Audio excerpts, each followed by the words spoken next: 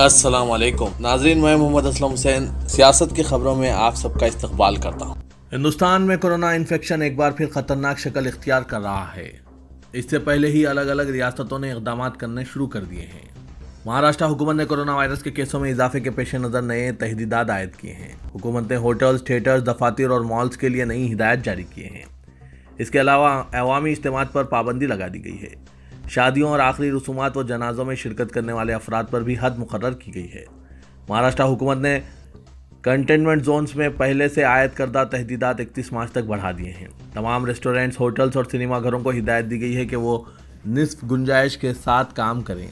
ان مقامات پر ماسک، درجہ حرارت کی جانچ اور ہاتھوں کی صفائی کو لازمی قرار دیا گیا ہے۔ شادیوں پر 50 افراد کی حد مقرر کی گئی ہے۔ اس کے علاوہ تمام سماجی، تہذیبی، سیاسی اور مذہبی اجتماعات پر پابندی عائد کی گئی ہے۔ نئی ہدایت کے مطابق 20 سے زائد افراد کو جنازوں میں شریک ہونے کی اجازت نہیں ہوگی۔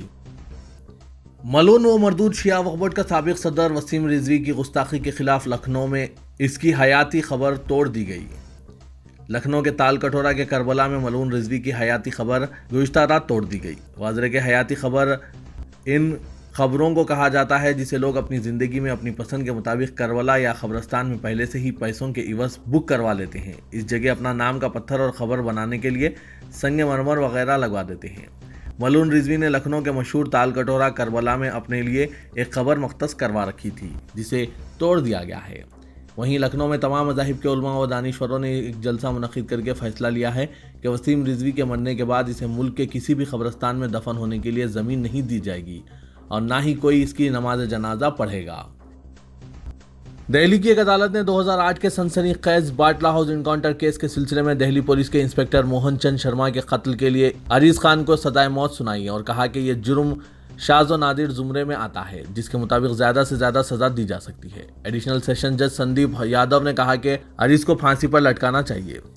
دہلی پولیس کے اسپیشل سیل انسپکٹر شرما قومی دارالحکومت میں سلسلہ وار بم دھماکوں کے بعد جنوبی دہلی کے جامع نگر علاقے میں پولیس اور مبینہ عسکریت پسندوں کے درمیان باٹلہ ہاؤس انکاؤنٹر میں ہلاک ہوئے تھے۔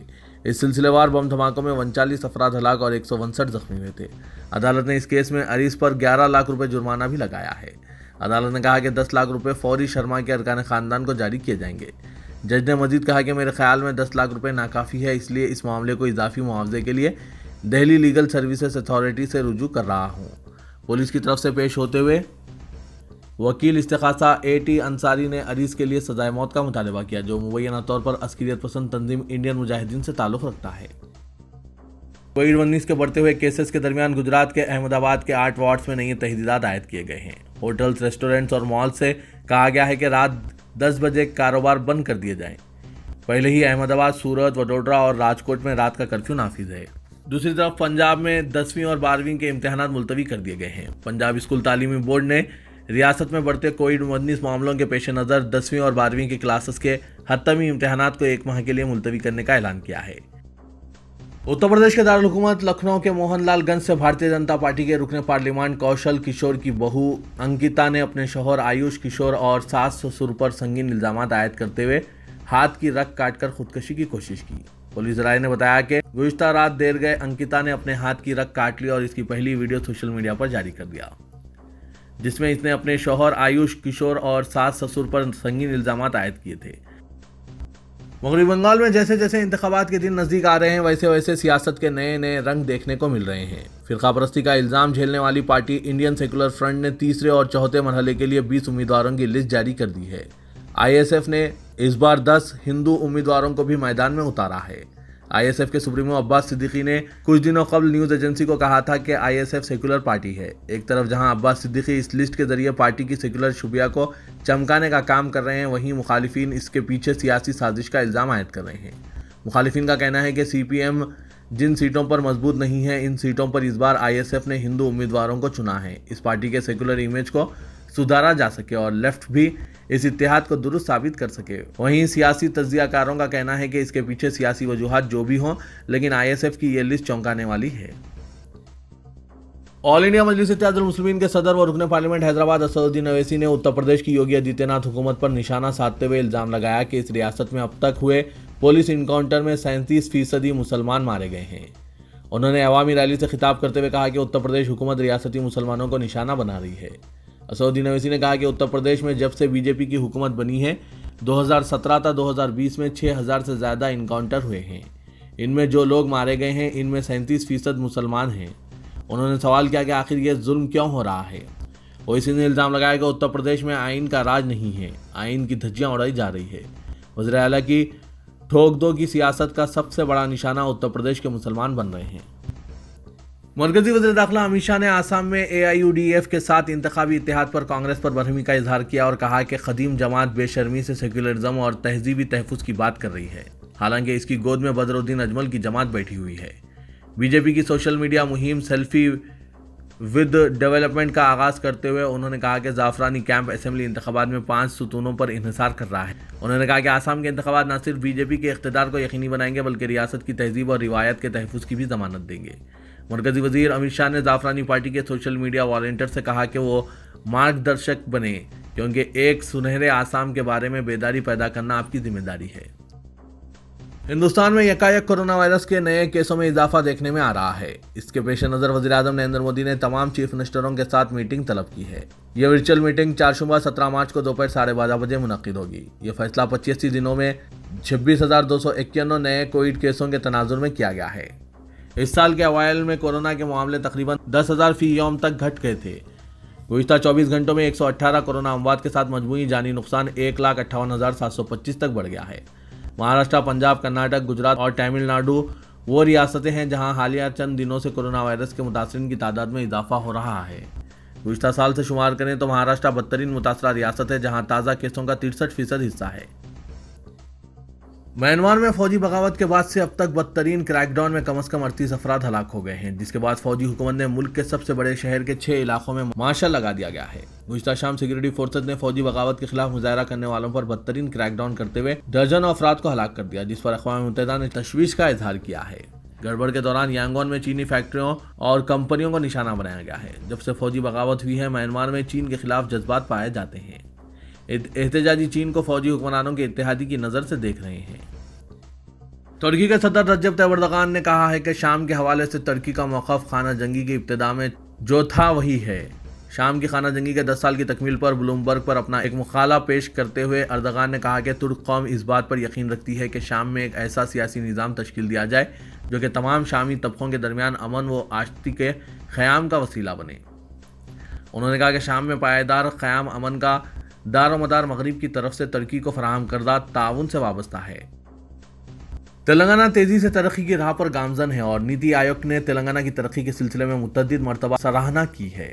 حکومت ہر شعبے میں ترقی کے ساتھ تمام طبقات کی مجموعی ترقی اور فلاح و بہبود کے علاوہ حکومت کی اسکیمات کو عوام کے گھر تک پہنچانے کے اقدامات کر رہی ہے. تشکیل تلنگانہ کے بعد سے اب تک اگر ریاست کی GSDP کا جائزہ لیا جائے تو تلنگانہ کی GSDP میں 114% کا اضافہ ریکارڈ کیا گیا ہے. Governor doctor T Soundara Rajan نے تلنگانہ بجٹ سیشن کے پہلے دن دونوں ایوانوں کے مشترکہ اجلاس سے خطاب کے دوران کہا کہ حکومت عوام کو برقی، پانی، زرعی سہولتوں کے علاوہ مجموعی ترقی میں ریکارڈ قائم کر رہی ہے. انہوں نے بتایا کہ جس وقت 2014 میں تلنگانہ کی تشکیل عمل میں آئی تھی اس وقت ریاست کا GSDP 4,51,580 کروڑ تھا، لیکن اب 2019-20 میں GSDP 9,69,604 کروڑ تک پہنچ چکا ہے اور مجموعی اعتبار سے 114% کا اضافہ ہوا ہے. محکمہ صحت نے عوام کو احتیاطی تدابیر و کورونا رہنمانہ خطوط پر عمل کا مشورہ دیتے ہوئے ریاست میں کورونا کی دوسری لہر کا اندیشہ ظاہر کیا ہے.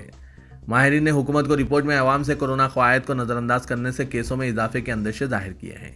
ماہرین کے مطابق اضلاع میں چوکسی ضروری ہے کیونکہ پڑوسی ریاستوں کی صورتحال تشویش کا باعث ہے. گزشتہ چند دنوں میں تلنگانہ میں کیسوں میں اضافہ ہوا ہے. ریاست کے درمیانی شہری علاقے کورونا کیسوں سے متاثر ہیں.